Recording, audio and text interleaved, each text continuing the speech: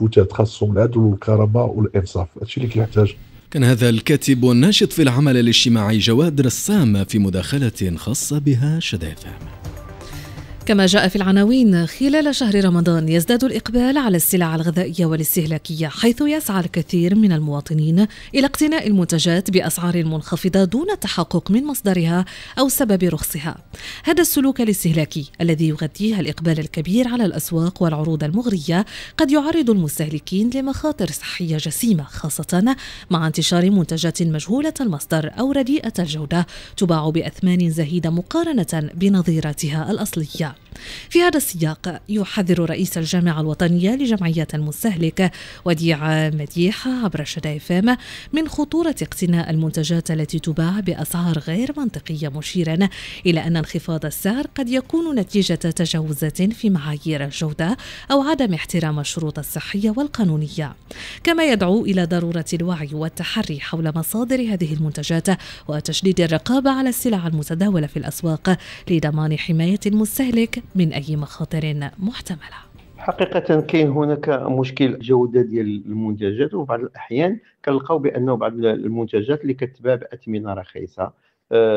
مثل إلا خدينا مثال على ذلك كاين بعض المتاجر اللي كيبيعوا لك المنتوج ب5 دراهم، وملي كتجي كتلاحظ كتشوف بأنه يمكن تاريخ الصلاحية راه باقي مزيان، ولكن في الوقت اللي انت كتقارن هذاك الثمن مع الثمن الاصلي اللي هو معقول، مثلا واحد المنتوج كيتباع ب 20 درهم كتلقاه ب5 دراهم، فهنا خاصني نتساءل كمستهلك اصلا علاش وصل لهذا المنتوج ب5 دراهم؟ ما يمكنش يوصل ب5 دراهم الا انه كاين شي حاجه اللي ماشي هي هذيك، وهنا خاصني نعاود نتحرى حقيقه مصدر ديال المنتوج، واش هذاك التاجر كيحترم الحقوق ولا ما كيحترمها شيء، وهذو كلهم مسائل اللي خاص المستهلك يرد لها البال احتياطا، لان الصحه والسلامه ديال المستهلك راه ما عندهاش الثمن. ولا مشيت تتناول واحد بعض المنتوجات اللي هي منتوجات اللي كتقدر تاثر لي على الصحه ديالي وعلى السلامه ديالي، فاكيد انني غادي نادي ثمن هذا الشيء هذا بفاتوره ديال المصحه ولا فاتوره ديال الدواء. وكنظن بانه المراقبه خاصها تكون مشدده كذلك على هذا النوع من الامور، اننا نتحكموا فيها واننا نضبطوها واننا نشوفوا واش حقيقه هذاك المنتوج اللي كيبيع هذاك التاجر راه هي كتستجيب لجميع المعايير ديال الجوده وديال السلامه، وكتستجيب كذلك لجميع المقتضيات القانونيه بما فيها الجبائيه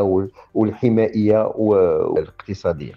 كان هذا رئيس الجامعة الوطنية لجمعيات المستهلك وديع مديح في مداخلة خاصة بها شدايف. في رمضان يعاني البعض من مشاكل صحية تتعلق بالمعدة